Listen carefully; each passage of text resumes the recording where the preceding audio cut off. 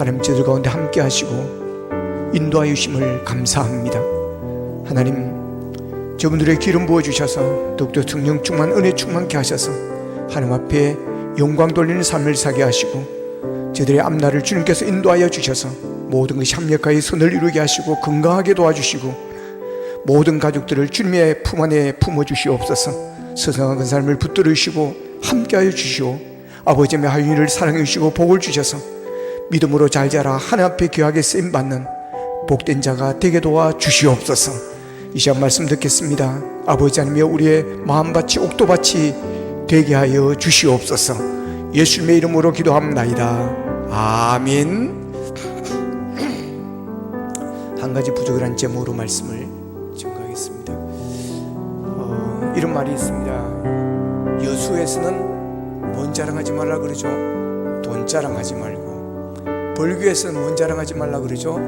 주먹 자랑하지 마라. 그러니까 아무 데서나 자랑하지 말라고 하는 것입니다.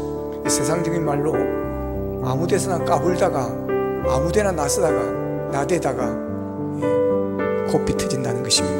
그래서 자랑은 조심해야 됩니다. 그래서 번데기 앞에서 주름 잡지 말라 그러고, 송충이 앞에서 깃을 세우지 말라 그러고, 공자 앞에서 문자 쓰지 말라 그럽니다. 쥐뿔도 없으면서 잘난 척 하다가 망신당한다는 것입니다. 자, 오늘 본문에 보면 한 사람이 예수님과 대화를 하는 장면이 나옵니다. 예수님께 질문 던진 사람을 오늘 본문 22절에서는 부자라고 그랬고, 그리고 같은 내용인 마태복음 19장 20절에서는 청년이라고 그랬고, 그리고 누가복음 18장 18절에서는 관은 공무원이라고 그랬습니다. 그러니까 저 부유한 젊은 관원이 예수님을 찾아와서 예수님께 질문합니다. 선한 선생님, 내가 무엇을 하여 영원한 생명, 영생을 얻을 수가 있겠습니까? 그러자 예수님이 네가 계명을 잘 알고 있다. 살인하지 마라, 도둑질하지 마라, 간음하지 마라, 거짓 증거를 하지 마라, 속이지 마라, 내 부모를 공경하라. 그러니까 이 사람이 뭐라 그럽니까? 선생님, 그런 것은 제가 어려서부터 다 지켜왔습니다. 얼마나 당당합니까? 자기 의에 가득 차 있습니다. 뭐 그 정도는 제가 어려서부터 다 지켜온 그런 것들입니다. 그러니까 그 정도로 구원받는다고 한다면 저는 자신이 있다라고 하는 것입니다. 그러니까 이 사람은 예수님께 내가 무엇을 하여 영생을 얻을 수 있겠습니까? 라고 물었지만 사실은 자기 의를 자랑하러 온 사람처럼 보입니다. 자, 그러자 예수님께서 그럽니다. 네게 한 가지 부족한 것이 있다. 가서 내가 가진 것을 다 팔아서 가난한 자에게 나누어 줘라. 그리고 와서 나를 따르라. 예수님의 이 말씀을 듣고 이 사람이 어떻게 하였습니까? 본문 22절에 보면 매우 슬퍼하며 근심하며 갔다 그랬습니다. 예수님을 떠났습니다. 왜 떠났습니까? 오늘 본문에서는 이 사람이 많은 재물을 가지고 있었기 때문이라고 그렇게 말합니다. 이 사람은 예수님께 무엇을 하여야 영생을 얻을 수 있는가를 배우기 위해서 온 것입니다. 그렇게 예수님께 물었다는 것은 예수님의 가르침을 듣겠다라고 하는 것입니다. 그런데 그가 한 가지 부족한 것을 이야기하자 길을 닫아버립니다. 어려서 계명을 잘 지켰습니다. 그러나 한 가지 부족한 것을 예수님께서 지적을 하고 가르쳐주자 그는 슬픈 기색으로 떠나가고 말았습니다. 이 사람은 자기가 듣고 싶은 것만 듣는 사람이었습니다. 오늘날 교회에도 듣고 싶은 것만 듣는 사람들이 있습니다. 복받습니다, 잘됩니다, 분성합니다, 승호합니다, 병이 낫습니다, 이런 말씀은 잘 듣습니다.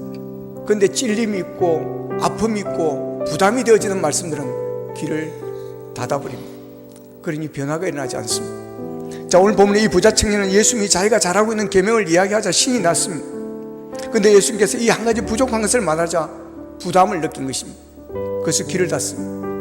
그거는 순종하지 못하겠다는 것입니다. 돈과 구원은 바꾸지 않겠다고 하는 것입니다. 나는 돈 없이는 살 수 없다는 것입니다. 이 사람에게 돈은 신이었고 돈은 우상이었습니다. 그래서 슬퍼하며 가버렸습니다. 이 사람은 예수님 앞에서 잘난 척하면서 막 어려서부터 계명을 잘 지켰다고 까불다가 한 방 맞은 것입니다. 이 사람은 번데기 앞에서 주름 잡은 사람이고 송충이 앞에서 털 세운 사람이고 공자 앞에서 문자 쓴 사람과 같습니다. 믿음을 생활을 하기에 가장 어려운 사람이 자랑이 많은 사람, 믿음이 승리하기가 어려운 사람은 자랑을 너무 많이 하는 사람입니다. 자랑이 많다는 것은 자기 어가 강하다는 것입니다. 자기 자신을 높이는 사람인 것입니다. 어떻게 보면 열등의식이 많은 사람이에요. 예수님을 만나면 자랑거리가 없어집니다. 내가 이래서 잘됐고 이래서 잘됐고 이래서 우리 아들이 잘됐고 이래서 막 좋은 대학 갔고 그러지 않습니다. 하나님의 은혜입니다. 그러면 할렐루야. 하나님을 만나면 잘한 것이 보이지 않습니다. 오히려 부족한 것이고 약한 것이 보입니다. 그래서 하나님의 모든 것이 은혜임을 고백하는 것입니다. 내 능력으로는 부족한데, 나의 실력으로는 부족한데 하나님께서 하셨다는 것입니다. 그런데 부족함만 보이고 약함만 보이는데도 예수 안에 있는 사람들은 열등의식에 사로잡히지 않습니다. 오히려 더 당당해집니다. 감사가 넘치게 되어집니다. 그래서 오히려 약한 것을 자랑합니다. 그래서 사도 바울은 고린도 12장 5절에서 이렇게 말합니다. 나를 위하여 약한 것들 외에는 자랑하지 아니하리라 그랬습니다. 약한 것을 자기는 자랑하겠다는 것입니다. 왜 그렇습니까? 고린도후서 12장 9절에 하나님께서 바울에게 이런 말씀을 합니다. 이는 내 능력이 약한 데서 온전하여짐이라 그랬습니다. 내 능력이 약한 데서 온전해지더라는 것입니다. 내 약한 것 때문에 내가 주님을 더 의지하게 되었고, 내 약함 때문에 더 하나님을 찾게 되어졌고, 내 부족함 때문에 더 하나님 앞에 무릎을 꿇었더니 하나님께서 내 약함을 통해서 오히려 온전하게 하시더라는 것입니다. 그래서 바울이 로마서 12장 9절에서 이렇게 말합니다. 도리어 크게 기뻐함으로 나의 여러 약한 것들에 대하여 자랑하리니 이는 그리스도의 능력이 내게 머물게 하려 함이라 그랬습니다. 사도 바울이 자기의 약한 것을 자랑하는 이유는, 자기의 약함을 고백하는 이유는 그리스도의 능력이 그때 함께하고 그때 머물더라고 하는 것입니다. 내가 교만하고 내가 잘난 척하고 내가 강하면 그리스도의 능력이, 하나님의 능력이 나를 떠나버린다는 것입니다. 근데 내가 약할 때 그분이 나의 힘이 되어 주시라는 것입니다. 내가 강할 때는 하나님께서 역사하지 않습니다. 야, 네가 강하잖아. 네가 일을 잘 한다면서 잘 처리해 왔잖아. 네가 알아서 잘 한다며. 그러면서 그냥 손을 놓아버리십니다. 그래서 바울은 내가 약할 때 주님의 능력이, 그리스도의 능력이 머물게 하려 함이라 그랬습니다. 바울도 한때는 강한 자였습니다. 자기 의에 충만했던 사람입니다. 얼마나 잘난 척했는지 모릅니다. 얼마나 어려운 척했는지 모릅니다. 예수 믿는 사람을 핍박하고 박해하고 죽이는데 앞장섰습니다. 그런가 다메섹에서 부활하신 예수님을 만나고 완전히 부서지고 깨어집니다. 눈이 멀어서 앞을 볼 수가 없었습니다. 그리고 그의 몸에는 가시가 있었습니다. 병이 있었습니다. 불치의 병과 같은 병이 있었습니다. 그래서 하나님께 고쳐달라고 3번이나 부르짖었습니다.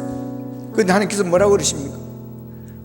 고린도 12장 9절에 보면 내 은혜가 너에게 족하다 그럽니다. 내 은혜가 너에게 충분하다고 하는 것입니다. 그러니 더 이상 그 병을 고쳐달라고 기도하지 말라고 하는 것입니다. 그래서 바울은 고린도후서 12장 7절에서 이렇게 말합니다. 여러 계시를 받은 것이 지극히 크므로 너무 자만하지 않게 하시려고 내 육체의 가시 곧 사탄의 사자를 주셨으니 이는 나를 쳐서 너무 자만하지 않게 하려 하심이라고 했습니다. 바울은 여러 계시를 받았습니다. 놀라운 은혜를 입었습니다. 영적인 놀라운 세계를 경험을 했습니다. 능력이 함께해서 손수건만 갖다 대도 낫는 역사가 일어났습니다. 그러니까 은것이 영적으로 교만해지는 것입니다. 바울은 이것을 알고 있었습니다. 느끼고 있었습니다. 여러 계시를 받고 능력을 받으니까 자기도 모르게 막 좀 자만해지려고 했던 것입니다. 사람은 죄인입니다. 그래서 좀 잘 되면 사람이 교만해집니다. 지난주 뉴스에 막 시끄러웠던 뉴스 하나가 박세리 골프 선수가 아버지를 고소했다고 하는 것입니다. 아버지가 돈을 어떻게 쓰고 어떻게 했는지 모르지만 박세리 돈이 만만치가 않습니다. 수십억이 될 것입니다. 근데 그 돈을 가지고 그리고 이제 박세리 어떤 것을 등에 업고 무슨 돈을 빌리고 쓰고 막 했는 것 같습니다. 박세리 희망재단에 자기가 이사장도 아닌데 이사장이라고 하면서 막 어디 다니면서 사기치고 공갈치고 막 그런 것 같습니다. 여러분, 이것이 교만에서 나온 것입니다. 개구리 올챙이 시절을 모르는 것입니다. 하나님의 자녀에게 된 은은 자만하거나 교만하면 안 됩니다. 교만한 자는 구원을 받을 수가 없습니다. 교만한 사람은 칭찬과 영광을 자기에게 돌릴 뿐 아니라 무엇이든지 자기중심적으로만 생각하기 때문에 불평과 불만이 많습니다. 교만한 사람은 우월감에 사로잡혀서 다른 사람을 멸시하기 쉽습니다. 그래서 분열을 만들고 결국 교만은 또 다른 죄악을 낳습니다. 에스겔서의 32장 12절에서는 하나님은 교만을 배하겠다고 그랬고, 욥기 37장 24절에서는 무시하겠다고 그랬고, 누가복음 15장 1장 51절에서는 흩으셨다고 그랬고, 베드로전서 5장 5절에서는 교만한 자들을 대적하신다고 그랬습니다. 그러므로 우리는 교만한 하나님의 대적임을 알고 우리는 조심해야 됩니다. 하나님을 모르는 자는 교만해질 수 있지만 하나님을 알고 하나님을 믿는 자는 교만해질 수가 없습니다. 하나님은 교만한 자를 가장 싫어하십니다. 이스라엘 초대왕 사울은 이스라엘 초대왕으로 선택받는 그런 복을 받았지만 나중에는 교만해졌습니다. 사울을 죽이려고 하다가 85명의 제사장들을 죽이기도 하고, 사무엘이 좀 늦게 오니까 자기가 드려서는 안 되는 선지자가 드려야 되는 제사를 자기가 드려버렸습니다. 그러자 하나님은 결국 사울왕을 버리셨습니다. 하나님은 교만한 자는 버리십니다. 하나님은 강한 자를 돕지 않습니다. 하나님은 겸손한 자를 통해서 일하십니다. 약한 자와 함께 일하십니다. 고린도서 1장 27절 28절 같이 한번 읽어보겠습니다. 같이 읽습니다. 시작. 그러나 하나님께서 세상에 미련한 것들을 택하사 지혜 있는 자, 세상에 약한 것들을 택하사 강한 것들을 부끄럽게 하려 하시며, 하나님께서 세상에 천한 것들과 멸시받는 것들과 없는 것들을 택하사 있는 것들을 폐하려 하시나니. 아멘. 저는 이 말씀이 참 좋습니다. 어려서부터 저는 이 말씀이 참 좋았습니다. 빈농의 아들로 태어나 내놓을 것도 없고 자랑할 것도 없던 저에게 이 말씀은 큰 힘이 되었습니다. 여기서 말하는 것들이 다 저에게 해당되어지기 때문에 그렇습니다. 미련하고 약하고 천하고 없는 자가 바로 저입니다. 그런데 하나님은 이런 사람도 사랑하시고 택하시고 하나님께서 함께 일하셨습니다. 그러니 얼마나 힘이 되고 소망이 되는지 모릅니다. 여러분, 미련한 자들은 약한 자나 천한 자나 멸시받는 자가 있다면 나를 무시한다고, 나를 우습게 본다고 여러분 절망하나 낙심하지 마시기를 바랍니다. 돈 있는 사람만 좋아하고 돈 없는 나는 싫어하고 여러분 그런 생각 하지 마시기를 바랍니다. 하나님은 여러분을 사랑하십니다. 오히려 약함이 강함이 되게 하시고 천하고 멸시받는 자를 하나님께서 귀하게 들어서신다는 믿음을 가지시기를 축복합니다. 오늘 본문에 이 사람은 예수님 앞에서 자신은 어려서부터 계명을 잘 지켰다고 자랑하다가 창피만 당했습니다. 왜 예수님께서 계명을 잘 지키고 있는 이 부자청년에게 꼭 부족한 것 한 가지를 지적한 것입니까? 자신의 능력으로는 그 누구도 구원받을 수가 없다고 하는 것입니다. 이 세상에 자신의 능력으로, 자신의 선행으로, 자기의 오로 구원 얻을 자는 아무도 없습니다. 우리는 다 한 가지 부족한 것이 있습니다. 이것을 인정하셔야 되는 것입니다. 저는 한 가지 부족한 것이 아니라 여러 가지가 부족합니다.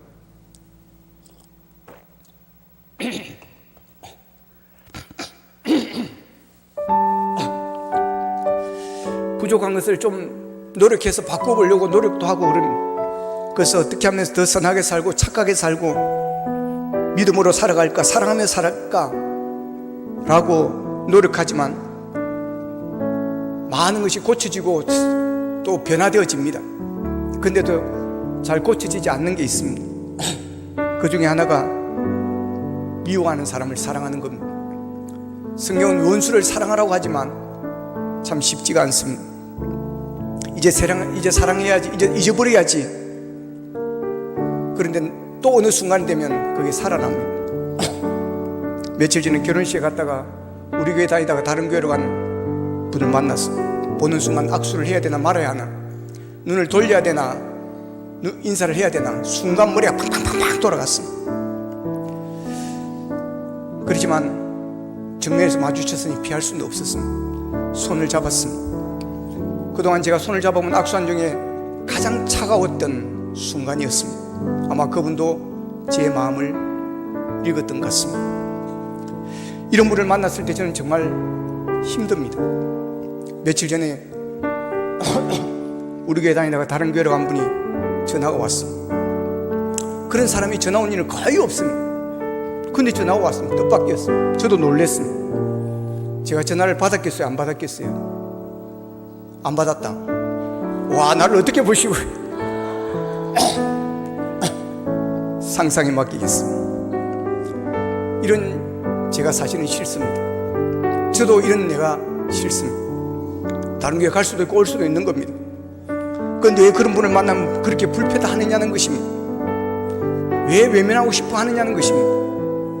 그만큼 제가 부족함을 인정합니다. 제 그릇이 이렇게 작다는 것을 여러분 앞에 제가 고백합니다. 그런데 이렇게 부족한, 그리고 제게는 부족한 것이 한두 가지 아님에도 불구하고 하나님은 나는 너를 사랑하노라고 하십니다. 너는 내 것이고 내가 너를 지명하여 불렀다라고 저는 하나님의 음성을 들었습니다. 할렐루야. 전적인 하나님의 은혜입니다. 그러기에 감사하지 않을 수가 없습니다. 그런데 오늘 본문의 이 사람은 구원이 하나님의 선물이요 하나님의 은혜임을 알지 못하고 자기 어로 구원받을 수 있다고 생각하다가 그는 결국 예수님을 떠나고 말았습니다. 그 한 가지는 돈이었습니다. 젊은 부자가 하느니 어떻게 해서 돈을 벌었는지 모르겠습니다. 그런데 그 돈이 예수님을 따르는데 방해가 되었습니다. 그는 다른 율법은 다 지키며 살았지만 나누며 베푸는 삶, 섬기는 삶, 드리는 삶을 살지 못했습니다. 많은 재물을 모으기는 했지만 그 재물이 예수님을 따르는데, 천국 가는데 걸림돌이 되고 말았습니다. 여러분의 신앙생활 걸림돌이 무엇입니까? 주일 예배를 드리는데 방해가 되어지는 것이 무엇입니까?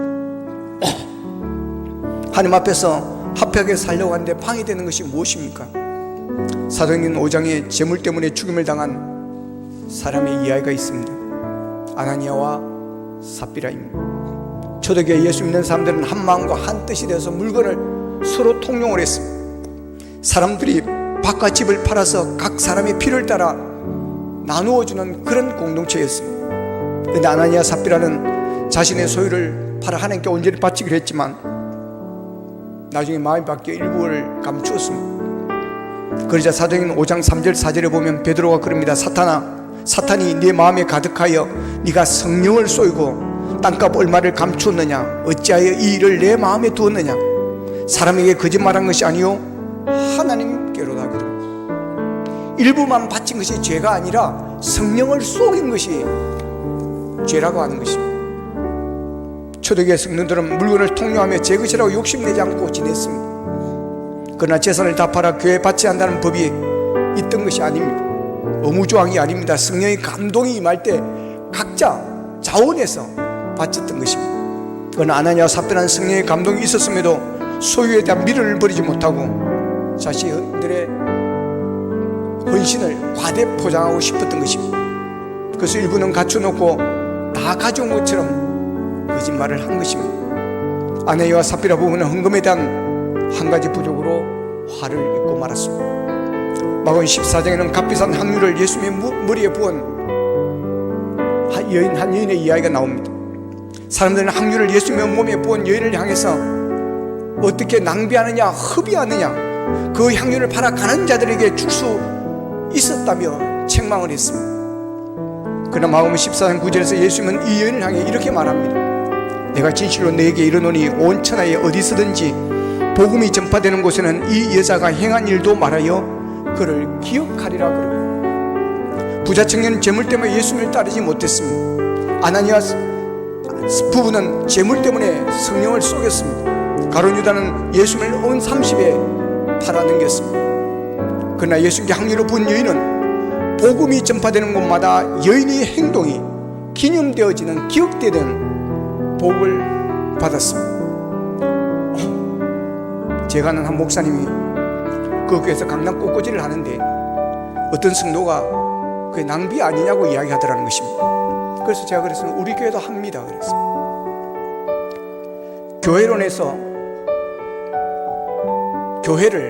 교회론에서는 주님의 몸, 그리스도의 몸이라고 부릅니다.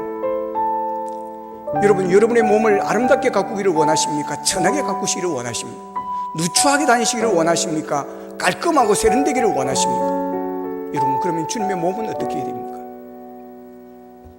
제가 성전에 꽃꽂이를 계속한 이유가 있습니다. 제가 부목사로서 믿은 교회에서 항상 꽃꽂이를 했기 때문입니다. 뿐만 아니라 제가 경기도 분당에서 살았는데 그 아파트 바로 뒤에 산이었습니다. 근데 묘지가 바로 산 밑에 있어서 끝에만 열면 보였습니다. 근데 거기 항상 꽃이 있습니다. 사계절 내내 있습니다.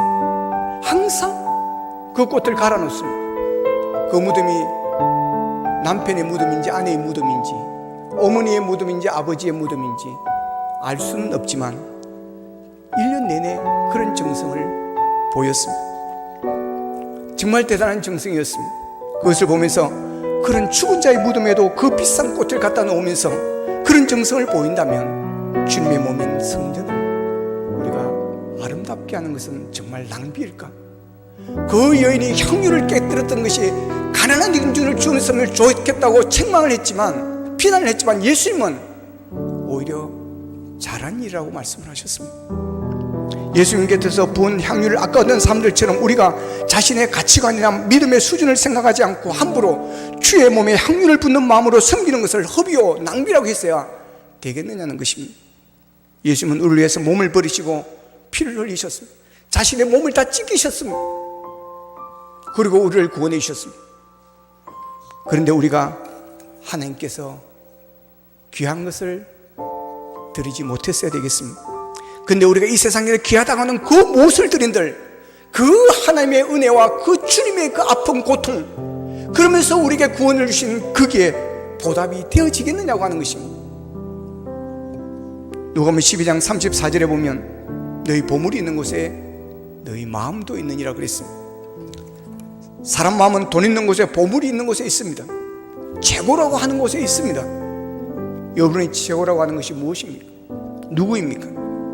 바로 거기에 마음이 있는 것입니다. 예수님이 원하시는 것은 단순히 물질적인 헌금이 아닙니다. 마음을 하늘에 두고 살라고 하는 것입니다. 보물이 있는 곳에 마음이 있기 때문에 보물을 하늘에 쌓으라고 하는 것입니다. 고린도서 9장 7절에 보면 각각 그 마음에 정한 대로 할 것이요 인색함으로나 억지로 하지 말지니 하나님은 즐겨내는 자를 사랑하시느니라 그랬습니다. 헌금은 인색함으로 억지로 내는 것이 아니라고 하는 것입니다. 주님의 사랑과 은혜를 깨닫고 자원하는 마음으로, 감사하는 마음으로 하는 것이라는 것입니다. 성도들 가운데 다른 점은 다 좋은데 물질 관계가 좋지 않은 사람이 있습니다. 하나님의 것과 내 것을 구별하지 못하는 사람들이 있습니다. 그것은 온전한 신앙이라고 할 수가 없습니다. 그리고 살면서 내 것과 남의 것을 구별할 줄 모르는 그런 사람들이 있습니다. 남의 것을 빌렸으면 되돌려 주어야 합니다. 그런데 내 것과 남의 것을 구별할 줄 모르면 덕을 끼치지 못합니다. 그런 사람은 복을 받지 못합니다. 하나님의 영광을 가리고 예수 믿는 사람들을 욕되게 하는 것입니다. 재물 때문에 하나님 앞에 제대로 서지 못한다면, 사람들의 관계에 문제가 있다면 자신의 삶과 신앙 자세를 돌아봐야 합니다. 그 마음이 어디에 있는지를 점검해 봐야 합니다. 다윗왕은 한 가지 부족한 것이 있었습니다. 사무엘상 16장 12절에 보면 이에 사람을 보내어 그를 데려오며 그의 빛이 붉고 눈이 뼈나고 얼굴이 아름답더라 그랬습니다. 다윗은 눈이 되게 예뻤던가 봅니다. 아마 쌍꺼풀 타고 났는 것 같습니다. 그래서 외모가 준수하였다 그랬습니다. 사도행전 13장 22절에서 다윗을 왕으로 세우시고 정언하여 이르시되 내가 이새의 아들 다윗을 만나니 내 마음에 맞는 사람이라, 내 마음에 합한 사람이라, 내 뜻을 다 이루리라 그랬습니다. 다윗은 하나님께 내 마음에 합한 사람이라는 칭찬을 받습니다. 이보다 더 귀한 칭찬은 없습니다. 그러나 다윗은 정욕이라는 한 가지 부족 때문에 인생의 큰 어려움을 맞이하게 되었습니다. 베드로전서 2장 11절에 보면 영혼을 거슬러 싸우는 육체의 정욕을 제어하라고 그럽니다. 야고보서 4장 3절에서는 구하여도 받지 못하면 정욕으로 쓰려고 잘못 구하기 때문이라 그럽니다. 또한 야고보서 4장 7절에서 9절에서는 정욕을 제어하기 위해서는 사탄을 대적하고 하나님을 가까이 하고 행동을 깨끗이 하고 마음을 성결하게 하고 죄를 지었을 경우에는 슬퍼하며 애통하며 울라고 그럽니다. 즉 회개하는 삶을 살라는 것입니다. 그런데 다윗만 그런 것이 아닙니다. 그 외의 사람들도 잘하는 것이 많았지만 한 가지 부족한 일 때문에 하나님께 버림을 받고 복을 받지 못한 사람들이 많이 있습니다. 개인만 그런 것이 아닙니다. 교회도 그렇습니다. 요한계시록에 나오는 소아시아 교회 7교회 중에 에베소 교회는 좋은 교회였습니다. 좋은 것이 참 많았습니다. 그러나 처음 사랑을 잃어버린 이 한 가지가 부족하였습니다. 버가모 교회는 믿음을 버리지 않은 순교적 신앙을 가졌지만 다른 가르침을 따른 한 가지 부족함에 책망을 들었습니다. 라오디아 교회는 그의 한 가지 부족한 것은 차지도 않고 뜨겁지도 않은 미온적인 그런 신앙 상태였습니다. 그래서 책망을 받습니다. 우리는 사람이기 때문에 부족한 것이 많습니다. 우리는 완벽하지 못합니다. 그러기에 문제가 되는 것을 발견하면 우리는 고쳐나가면 됩니다. 문제는 고치지 않는 것입니다. 독일의 화학자 리비히에 의해서 처음 주장된 최소율의 법칙이라는 게 있습니다. 로우 오브 미니엄이라는 법칙입니다. 작물이 정상적으로 자라기 위해서는 여러 종류의 양분이 적당한 비율로 공급되어져야 하는 것입니다. 그런데 이들 양분 중 어떤 한 가지 성분이 부족하면 그 작물의 생육은 그 부족한 그 한 가지 때문에 성장하지를 못한다는 것입니다. 식물에게 필요한 여러 가지 영양소 중에 질소, 인, 칼륨, 칼슘, 철, 마그네슘, 아연 등등 이런 영양소 중에 부족한 한 가지 때문에 그 식물을 안 된다는 것입니다. 식물이 영양을 골고루 받지 못하면 시들어 죽어가듯이 사람에게도 어느 한 영양소가 결핍되면 병이 생기듯이 우리의 신앙도 마찬가지인 것입니다. 하나님은 우리에게 많은 은혜를 부어주십니다. 그런데 우리에게 부족한 한 가지 때문에 은혜를 쏟아버릴 때가 있습니다. 교만 때문에, 정욕 때문에, 자존심을 지키려고 그 밖에 다른 문제 때문에 하나님의 은혜를 충만히 누리지를 못합니다. 한 가지 부족한 문제 때문에 하나님의 은혜가 새어나가는 것입니다. 어떤 사람은 다 좋은데 기도를 잘하지 않습니다. 어떤 사람은 참 착한데 예배를 성실히 드리지 않습니다.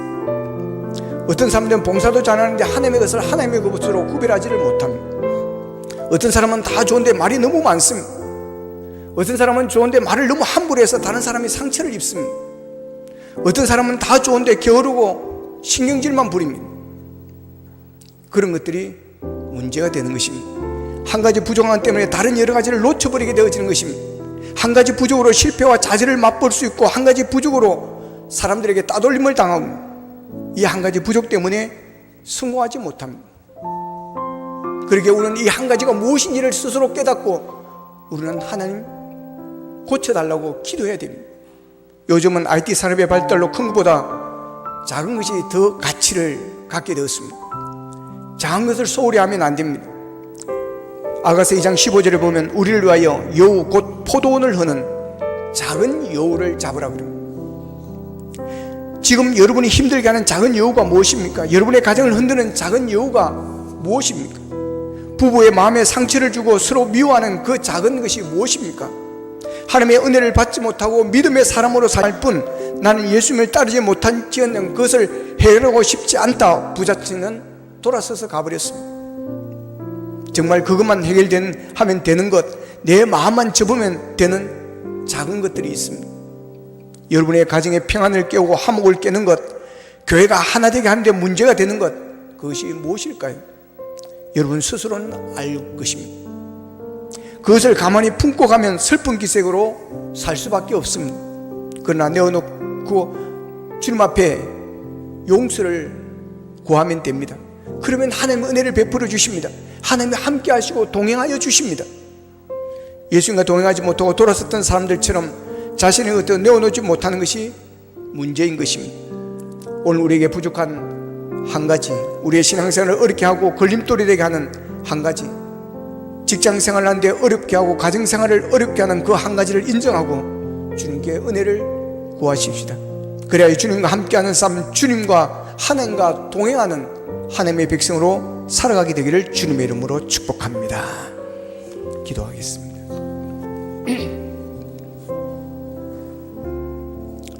하나님, 우리는 한 가지가 부족한 것이 아니라 많은 것이 부족합니다. 그럼에도 불구하고 우리를 하나님의 자녀로 삼으시고 택하여 주시고 너는 내 것이라 지명하여 불러주시니 감사합니다. 오직 예수 그리스도의 십자가의 보혈로 우리 죄가 씻음 받았습니다. 아버지 하나님, 내 힘과 내 능력으로 내 자신의 어려움으로 구원받는 것이 아님을 깨닫게 하시니 감사합니다.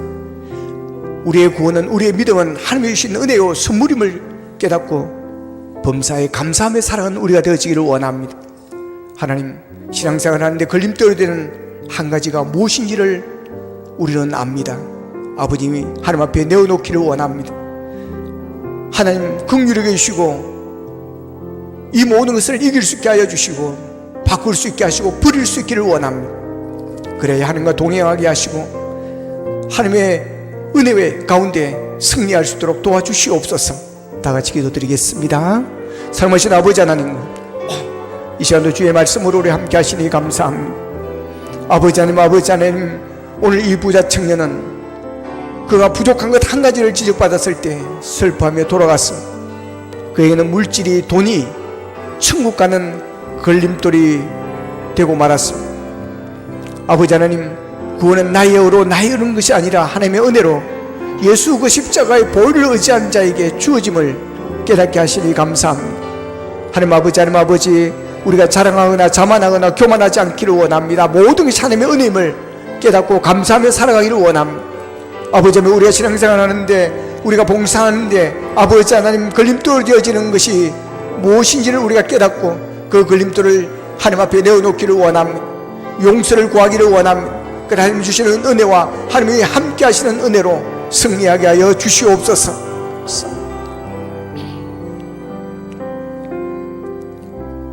하나님, 오늘 예수님을 찾아온 이 부자가 는 청년은 자신은 계명을 잘 지킨다고 예수님 앞에 자랑했지만, 그러나 예수님께서 지적한 한 가지 때문에 그는 슬퍼하며 예수님을 떠나갔습니다.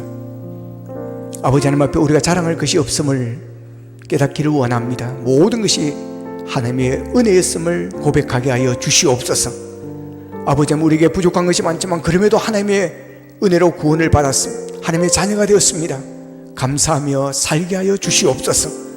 아버지 하나님, 우리가 신앙생활을 하는데 섬기는데 하나님 걸림돌이 되는 것이 있다면 주님 앞에 내어놓을 수 있기를 원합니다. 용서를 구하기를 원합니다. 그래 하나님 주신 은혜를 누리게 하여 주시고 하나님이 함께 하시고 동행하시는 은혜를 누리게 하여 주시옵소서. 예수님의 이름으로 기도합나이다. 아멘.